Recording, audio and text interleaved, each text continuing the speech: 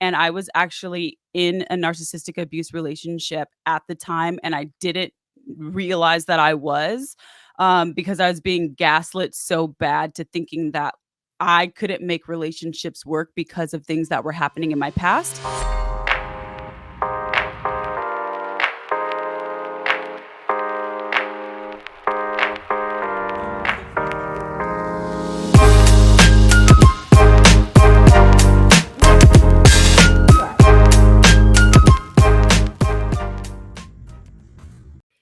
Hello, hello. Good afternoon, everyone. Come on in, get comfortable. I'm so excited to I'm have Nia so Renee excited to here. be And this here. is just like full circle. I'm trying not to like fan out, but this is really full circle because I first came across your content way back when I first started my Instagram, and I saw a post on TikTok, and it was basically saying like to your mom, like, why didn't you go to therapy? And you were like, because why are you in therapy? And you said, because you didn't go. And I was like, oh my gosh, I have to stitch that. And then you reposted it. And I was like, oh my gosh, she reposted me.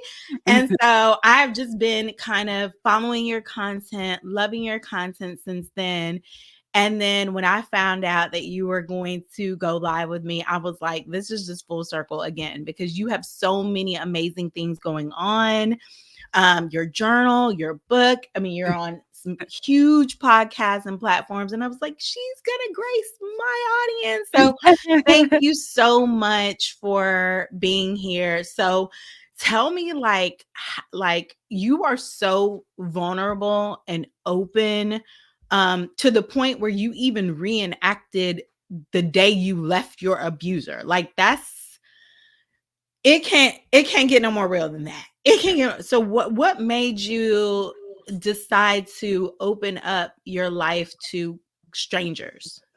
So, thank you. First of all, thank you for having me. I think that that's so funny, because I think, like, we connected on Threads first, and Mhm. then yeah, because I saw you were looking for people to come on. I was like, absolutely, and I believe I've been following you on Threads for a while, so it's full circle for both of us. So I'm fanning out as well.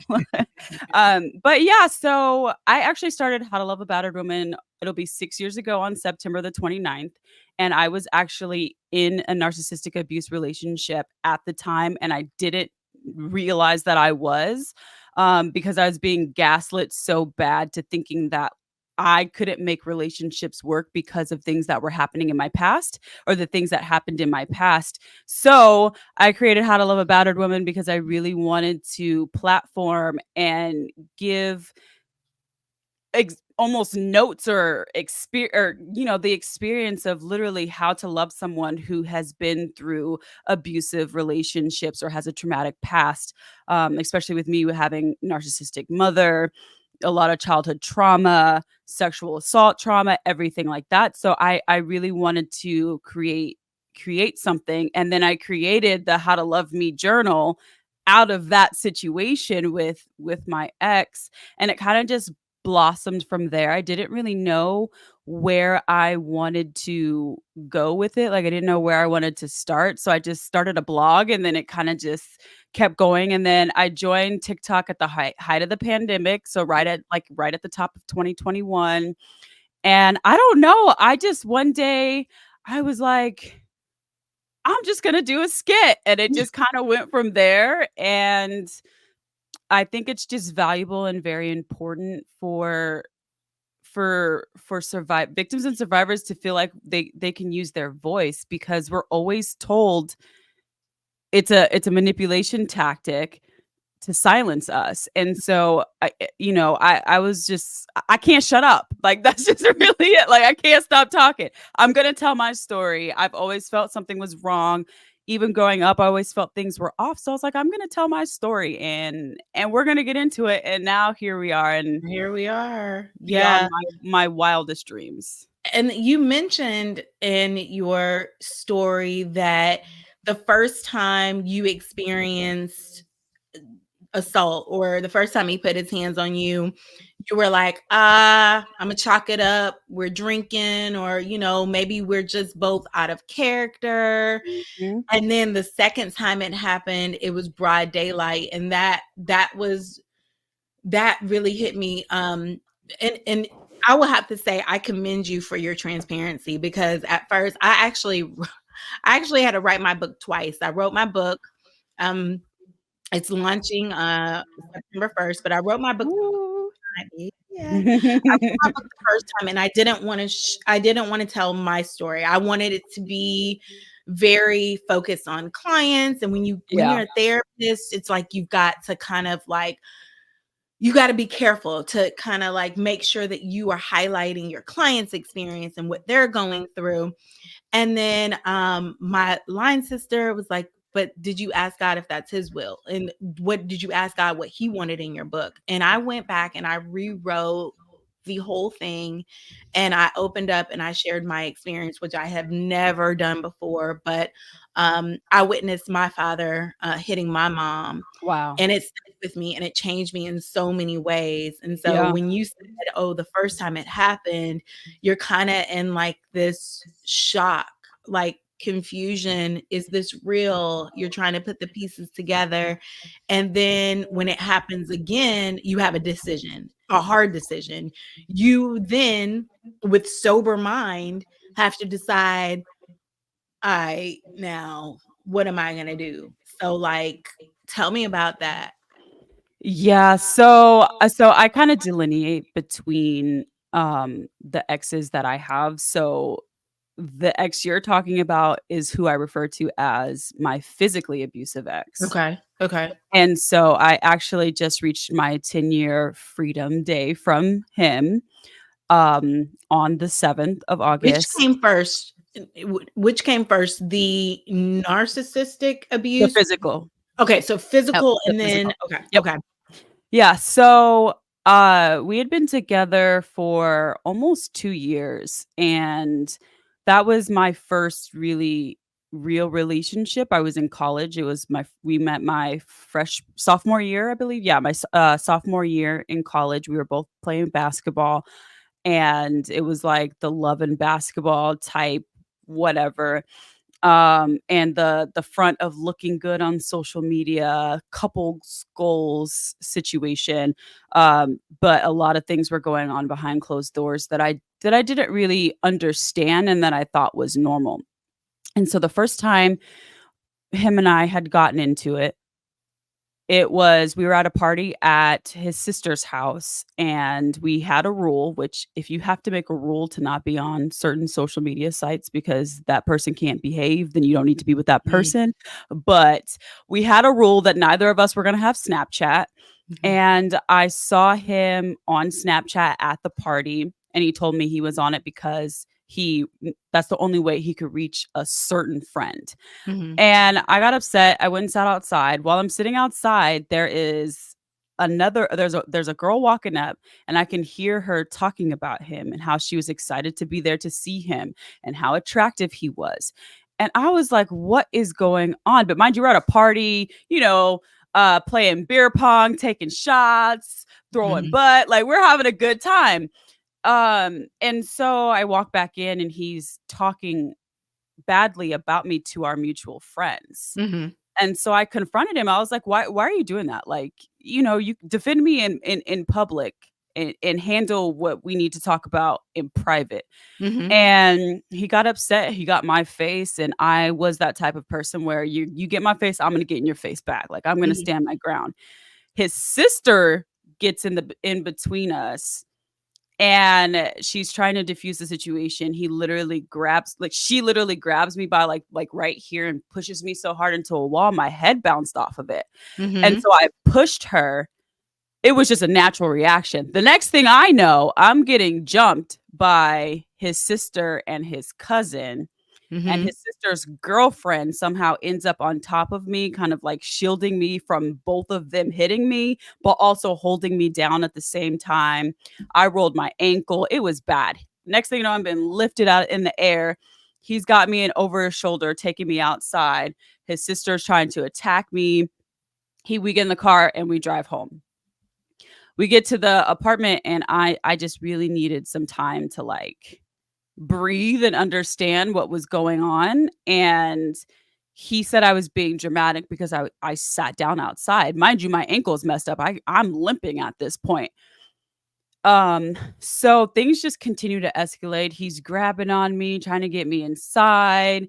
He's pushing me Mhm. and I pushed him back. And so it was back where the apartment complex is like you had a door and then you had another door. So it was like in the foyer there. Mhm. And he puts his forearm in my throat and he's like, "You're gonna remember that I'm the man in this relationship."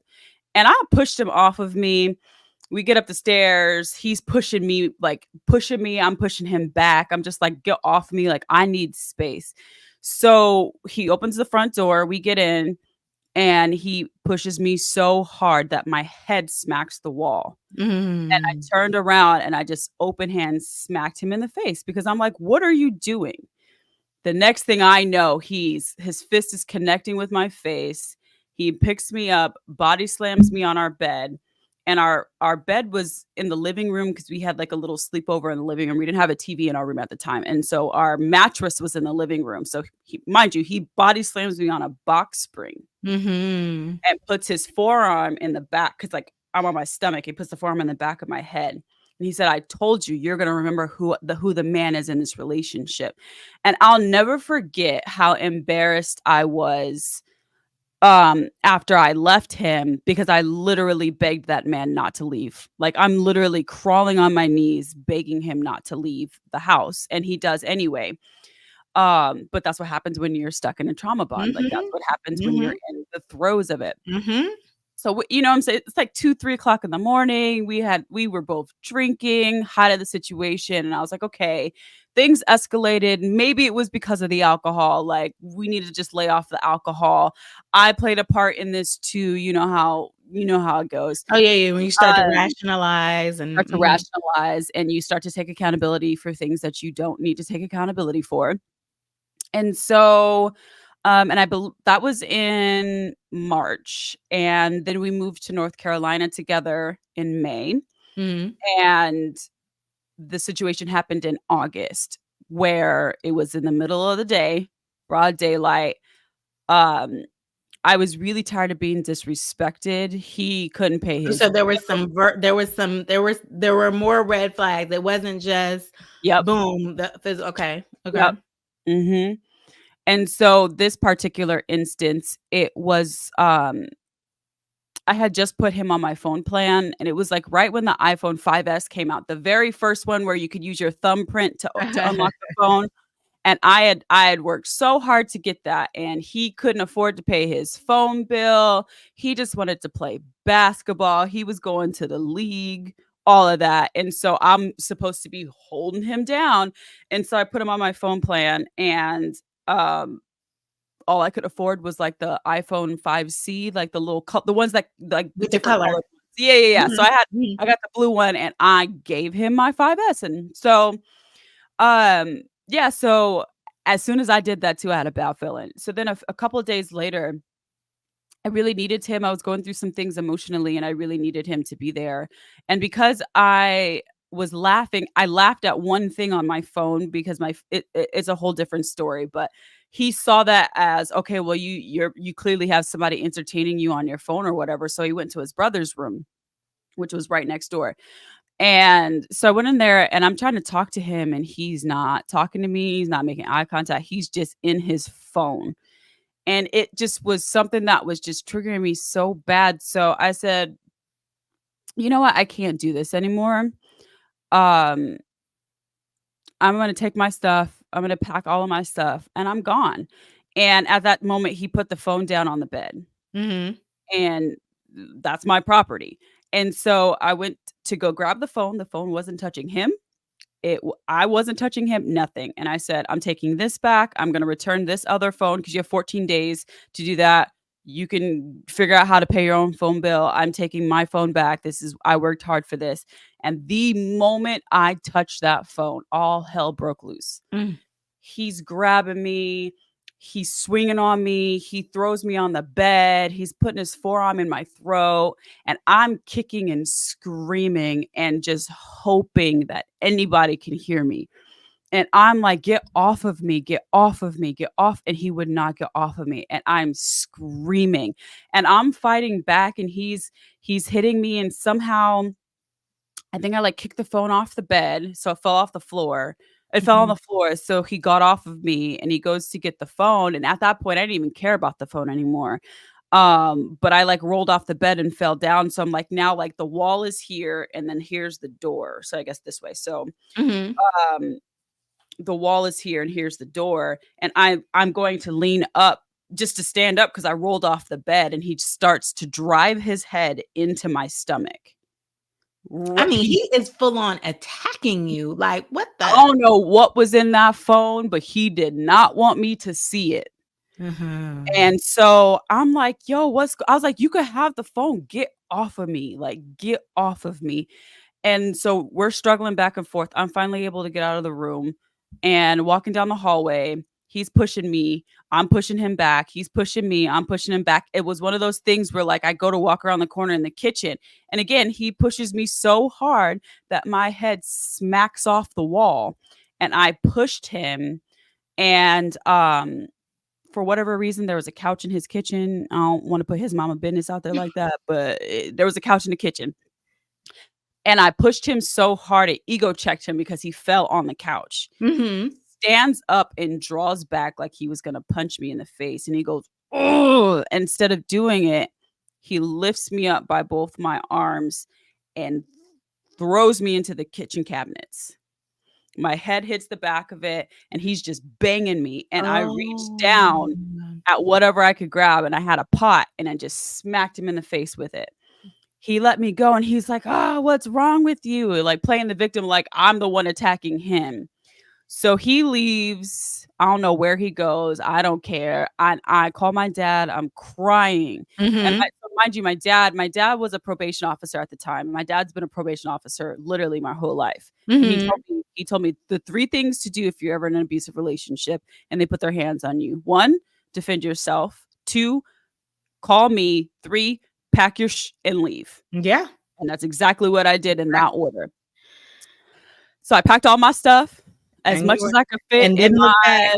as much as I could fit in my 2011 Ford Fusion, and I drove to Charlotte because I was in Fayetteville. I drove to Charlotte where one of my high school best friends lived. I Mhm. drove 3 hours, and then I stayed the night with her, and then I drove 12 hours to St. Louis where my ex-girlfriend's mom lived, and then after that, I drove another 12 hours to Colorado, Mm. and I was like in that moment, I was like, "Nah, we're both sober. This Mhm. is There's no crazy. excuse. There's no There's no excuse. excuse. I gotta go. Yeah. Have Yeah. to go." And so I just threw and the thing I remembered the most too is, like, I remember I had an envelope that had my birth certificate and my Social Security card in it.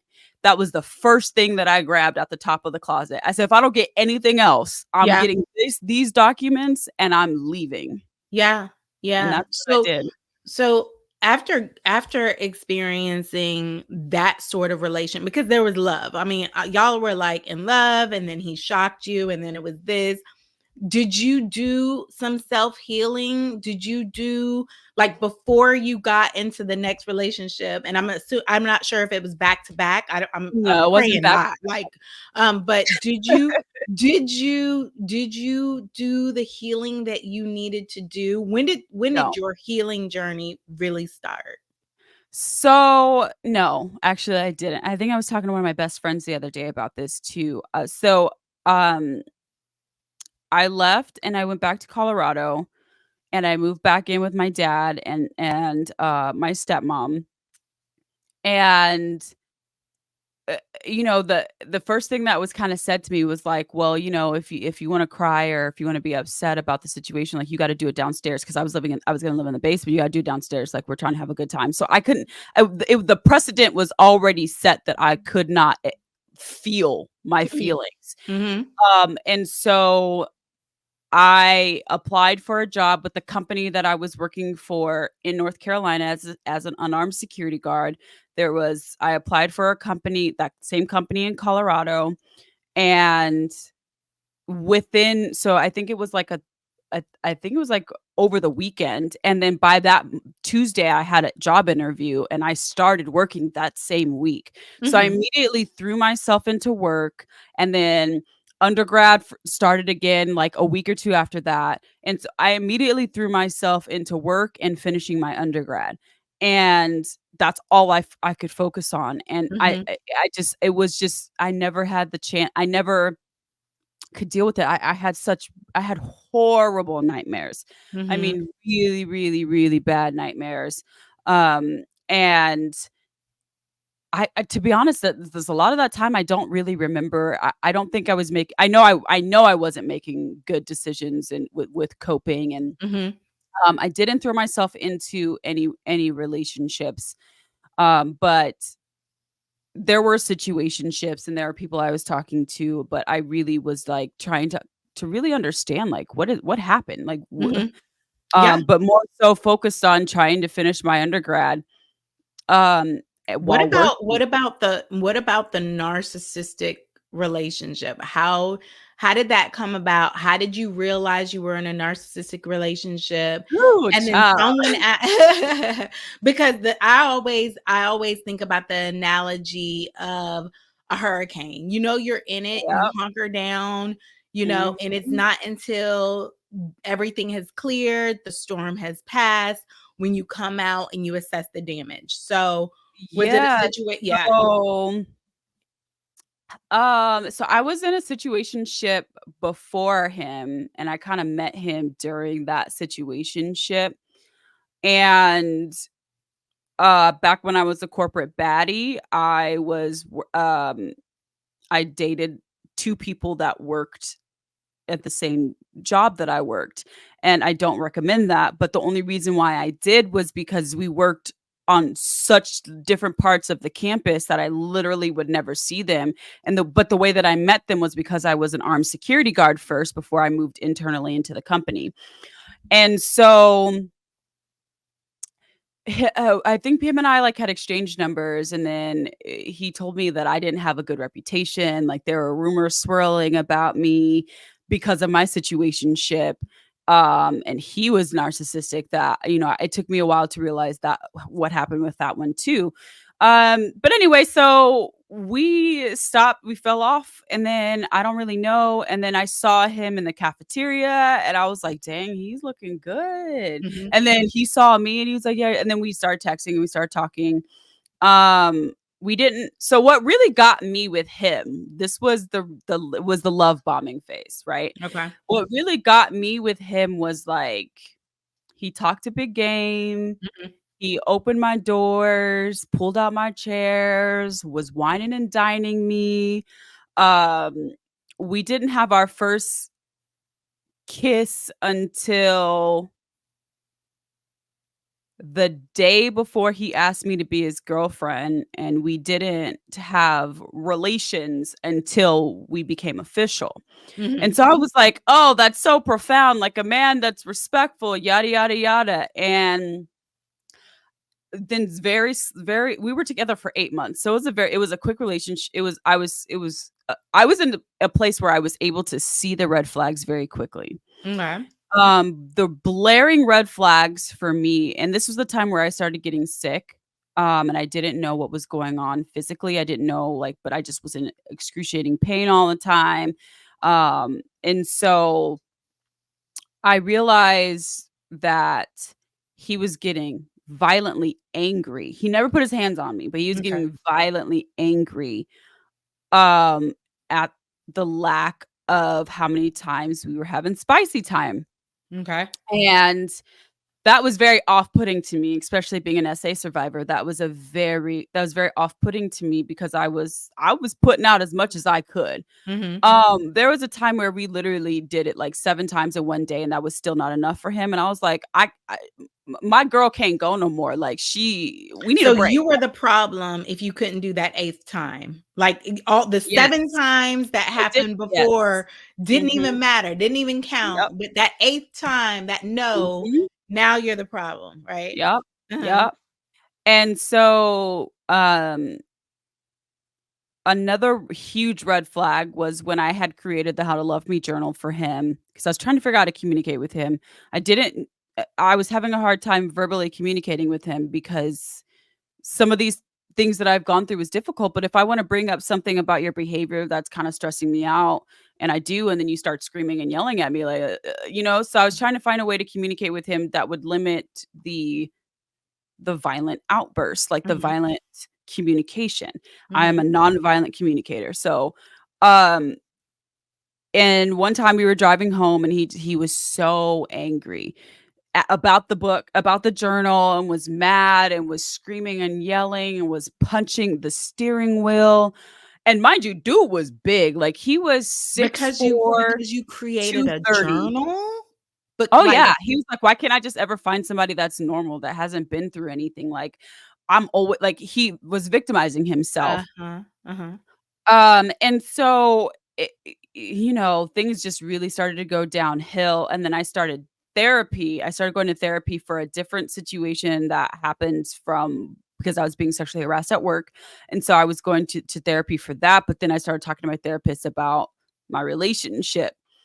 And one night I was telling him I came home, I was really happy about the therapy session, and he just got so annoyed. He was like, "Why wouldn't you hear from a therapist that all of a sudden, like, I've been telling you this for," and it just flipped it on me and just, like, read me for filth, right? Like, Mhm, told me I was worthless, like, just did, like, everything. He just threw the mhm, whole book at me. mhm, And we were supposed to have a couple's photo shoot the very next day, and I'm laying in bed next to this man that does not like me.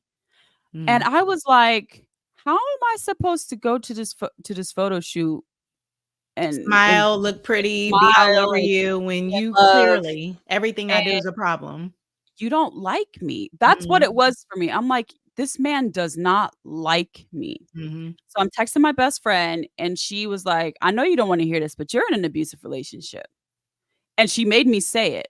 And then I said it, and then I looked at him, I woke him up, I said, "Yeah, I'm done.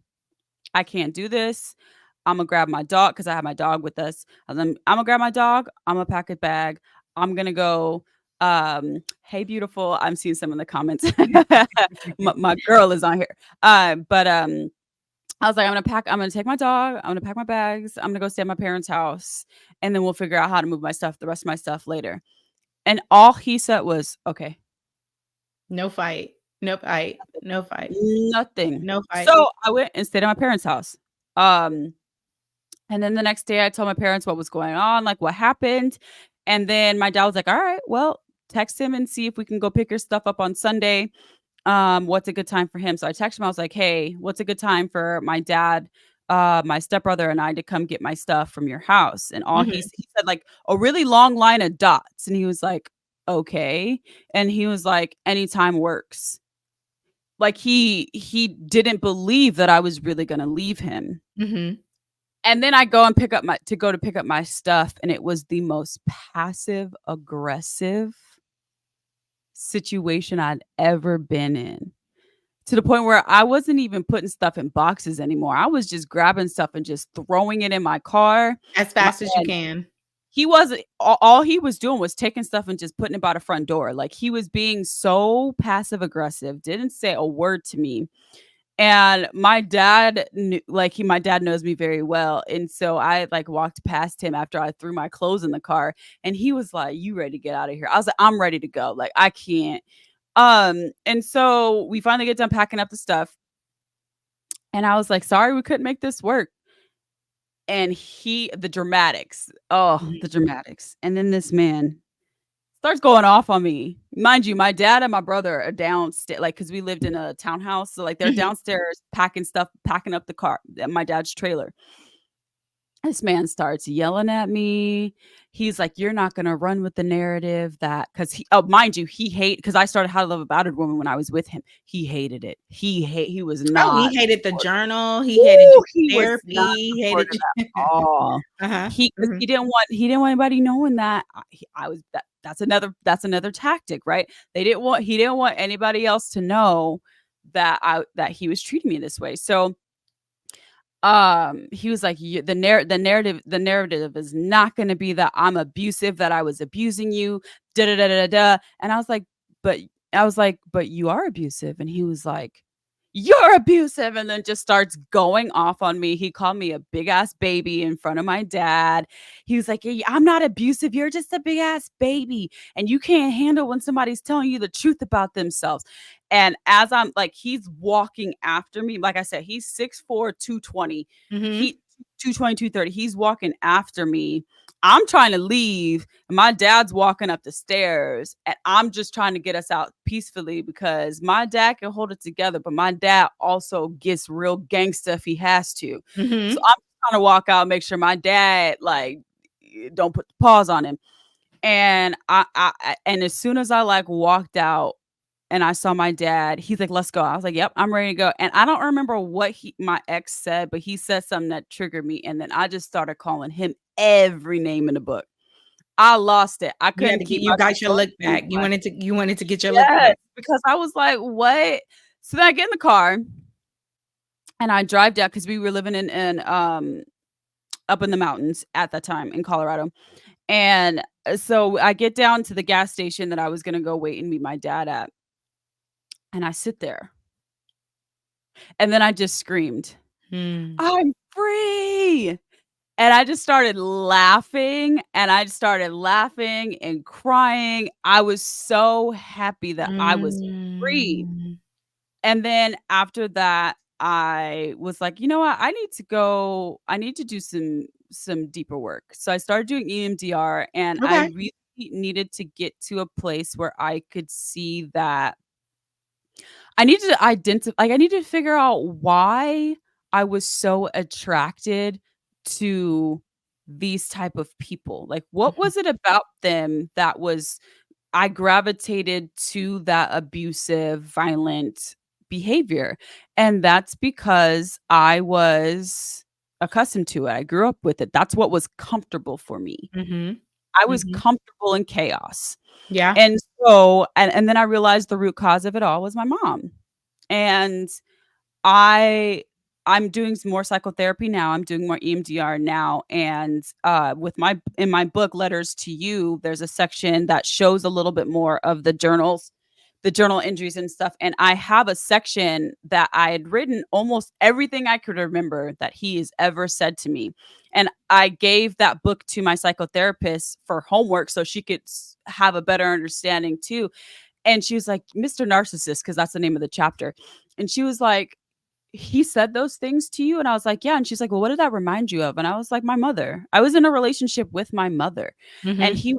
she was like, "Your mother would talk to you like that?" And I was like, "Yeah." Like, I literally was in a relationship with another version of my mom. The So way to we repeat answer cycles, right? yeah, so Repeated to answer cycle. the question from Instagram, are women narcissistic? Yes. My mother was my first bully. My mother was my first abuser. My mother was the first encounter I ever had with someone that I truly and genuinely believe my mother has NPD. Mhm. There is a huge I'm not just talking about narcissistic traits. I'm talking about Diagnosis. there's a Mhm. yes, there is a mental illness like component to it. Mhm. Mhm. But yeah, my so that's so once I went to therapy and I was able to realize that. And when I went to therapy too, like the biggest thing I wanted to do was with EMDR, I needed to address my issues with men. And Mhm. so I picked a male therapist as well. Mhm. Mhm. Y'all, Dusty called me out on our first thing. He's like, "Why can't you make eye contact with me?" I was like, "All right, you know what? I gotta go. I can't do this because you all." Isn't it interesting that when you Mhm. go to therapy, they make you uncover things that you've suppressed or things that you don't want to talk about or things that you think are normal. And then you get in this environment and you're like, oh, wow, like, my mom talking to me like that. Like I Mhm. always knew it was crazy, but like I didn't realize that there was a diagnosis related to it. So Yeah, when and it I comes, didn't know that. I didn't know that either, and actually, I didn't know that until, I got on TikTok and I saw mental illness. I don't know if you follow mental illness, but, um, one of my he's like a big brother to me now, but I didn't know that was a thing, that was associated with it, but I always knew something was wrong. Mhm. What was sorry, but what was your question? No, no, no. I was gonna say, so now going from the recipient, like on the receiving end of help and getting treatment and going through these interventions, now you were a helper. You're on Yeah, the other end. Welcome to I our end, right? Hey. So tell me how you transitioned from an advocate to now a coach. So, I when I so my mission when I started How to Love a Battered Woman was that I just wanted if my goal was, like, if I can just help one person feel less alone, then Mhm, I've done my job because I knew that there were other p I couldn't be the only one that that has experienced this. And I just knew that I've always like I said, I've always talked, I've always asked questions, and I was like, "I don't know, like, this isn't right." And then I started to go to therapy, and I started to be validated in my experiences. And so then I started to realize, like, maybe I could make this more than just a blog, more than just and so things really, picked up for me once I started talking about things on TikTok. And then people were like, "Well, do you like offer coaching sessions?" And I was so opposed to doing coaching at first. really? I'm not Why? I was opposed to it because I didn't want to just for me it was hard to do the translation between coaching and then what happens with like therapy, right? Because Mhm, I didn't want to I don't ever want to cosplay a therapist. I'm not a therapist, that's not what I do. And if I do this, I want to do this right, which is why I went and got my certification in relationship coaching. And I wanted to make sure I had some credentials behind me before I stepped into that realm because I just didn't it just it was something where I was like, like I said, I just don't wanna cosplay a therapist, and I yeah, just wanna make sure and I then when have you're some dealing with people who are already traumatized, Right, it's you don't wanna cause any more harm than what they've right. already been through. Mhm. Yeah. So, and then I think for me, I was like, "Okay, well, if I do go into coaching, like, what do I wanna focus on? What do I really wanna do? Like, what's the goal?"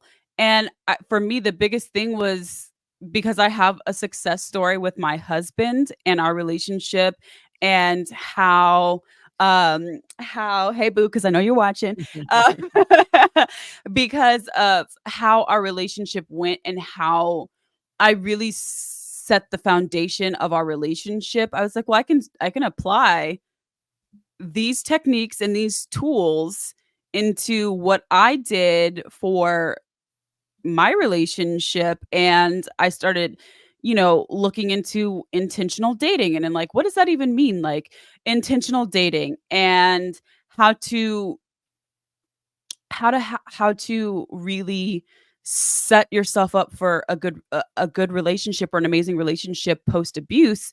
And a lot of that comes from the work that we do with ourselves and repairing that relationship with ourselves. And um once I was able to really outline what it was, then I just launched myself into, aw, babes. He said that right back at you. Aw, love you, boo. That's husband, y'all. That's Um, hubby. that's husband.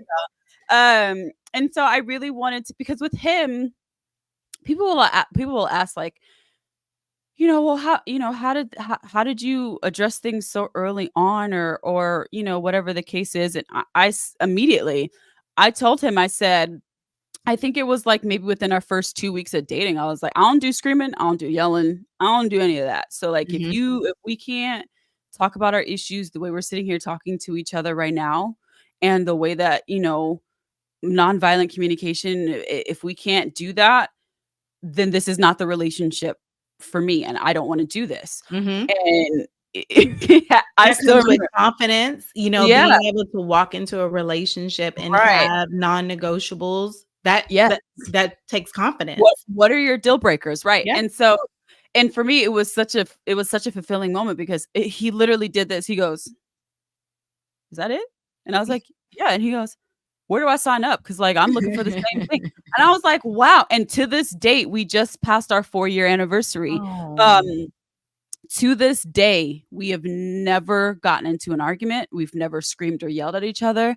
I think we've only had 2 major disagreements where we say, let's revisit this, where we can talk about it when Mhm. we have a clearer head, Mhm. and we'll do that. And we've always addressed it from a we look at it as a unit. And so being able to have that and see how it's working, and being able to apply that in real time Mhm. is is what I'm doing with my coaching. And so it just kind of all came full circle and tied together, and has really been the foundation of our relationship. Like, the only time I ever hear him yell is when we're watching the Bills play. Go Bills, Bills Oh, Mafia. my whole Uh, family's from Buffalo. my husband's from upstate New York, so, I have to be, I gotta support my man, so Yeah, yeah, Imma yeah. stick beside him, so My go man, my Bills, man, my Bills man. Mafia. My man, my man, my man. And when he's playing Warzone or something on his computer and it's not making him happy, like, outside of that, he's the most soft-spoken, like, he's not aggressive, he's Yeah, not angry, so, yeah. um and yeah, so I really, like, took things that I learned during the dating phase with him, and how I opened up about the communication with him, the pace of revealing and peeling back the layers of my trauma. And I have I'm sorry, my best friend just texted me and she said my favorite parents, Oh, me and my husband. She's a shout out to Leah. She's watching right now, and hey, Angela. Leah. Hey, Leah. Um so yeah, so being able to use those Yeah, yes, your use those. testimony built your coaching program. Like, Yeah, it and just that's the way it should be, right? yeah, Yeah, yeah. So yeah. and I want people to not even when it comes to, looking for healthy relationships, right? It's like, I didn't looking at the things that we're dealing with, and how do we take our power back, Mhm, and how do we what does power mean to you, and mhm. how do we step into our purpose? And it took me a while to get to that place. um just a quick backstory too, because for a while there, I was like, what am I doing? I don't know what I'm doing, I don't know where I'm going, I don't know what's happening. And a couple years ago, I got really sick. I have 3 brain conditions. 2 of them required that I had 6 brain surgeries. And I was like, what is the point? Like, what is happening? Like, I don't understand. I don't know what my purpose is. Mm. And I had to take a step back, and I literally had to go back and I said, I have been fighting for my life. I've been fighting for my voice, for my power, literally since the day I was born. I was born on April Mhm. 25th, 1993, Oh, a and I day was before my husband. You're a hey, Taurus. Taurus gang. And I was supposed to be born on July the 7th, and I was Oh. born on April 25th. So I was in an incubator for 26 days. Like, literally, when I say I've been fighting for my life, for my whole life, I have been. And so I had to take a step back, and I said, okay, well, what is my purpose? And I was like, I don't, wait a minute. Nia means purpose in Swahili. Mm. And I was like, okay, well, what does Renee mean? And I was like, well, okay. So I looked, and Renee means reborn, born again, or rebirth in French. Mhm, And I consider October the 2nd, 2019, the day I got my second chance at life, and I was reborn again, mhm. after my first brain surgery. and my middle name is Miracle. So it all aligned. And I was like, I Purpose, literally rebirth, miracle. mhm. And I Mhm. was like, okay, this is in me. Like It's this in you. is in my DNA. It's instilled in my body. Physically, it is me. My Mhm, purpose is me. I'm here mhm, for a reason. And then I started to like, what does power mean to me? How do I define my power? How do I define that? And defining power for me was like, I have to take it back. I was like, I have to take it back. And I have to yes, I have to continue fighting. But what am I fighting for? Because mhm, before I would fight for other people and other things, and to make other people happy, no, I have to fight for me. I have to fight mhm, for me. And it really spoke true to me because I was literally fighting for my life. mhm. And once I decided to bet on me, and once I decided to put me first, and once I decided to do what was best for me and my family, me and my husband, everything changed for me. And so that was the turning point in what I needed, in what direction I needed to go in, because it literally, in every step I take, it physically, it is me. I am it. Yeah. Yeah. You went back to the source. You I went went to back the root. to Yep. the beginning to Mhm. define your purpose, define your power. You would not have known who you were if you didn't take a moment to prioritize yourself and your own needs, right? Like Yeah. being in relationship after relationship, trying to make other people happy, trying to make relationships work. It was all focused on outward. So Yes, when it you was got quiet, outward. yeah, when you got quiet and you went back to the beginning, all the way to the beginning, I mean, Yeah. all the way back to I the mean, beginning. back to yeah. We went It back like we went 30 way back. years. Like, yeah, we Yeah, yeah. went I back in again, time for sure. I could literally talk to you all day long. You know, Girl, we like gotta, there's you know what I'm so saying? many topics. Like Yeah. I like I cross AKA and my line name is 41 questions. So literally I want to ask you about the surgeries. I want to ask Yeah. you about the journal. I want to ask you about your husband. Like I could talk to Yeah. you all day long, but I value your time and I appreciate you coming on here, and you're always welcome back, and Yeah, I would thank love to be on you. your podcast because I think that this is so important, and I want you all to understand, like anybody who's listening, is that there is there is power in therapy and coaching, and the Mhm. difference, just in case someone's watching and they're like, well, I don't know, like, do I need therapy or do I need a coach? You need both. You need both. Yeah, Yeah. both of them, right? Yeah. Because therapy is going to help you unpack the trauma. It's going to take you backwards. It's going to help you heal. Therapy is like a flashlight on your path, right? Like you didn't know it was there. And I feel like coaching is like, all right, game plan, right? Yeah. Like I'm good, I feel good, and I'm ready. Mhm. So I'm ready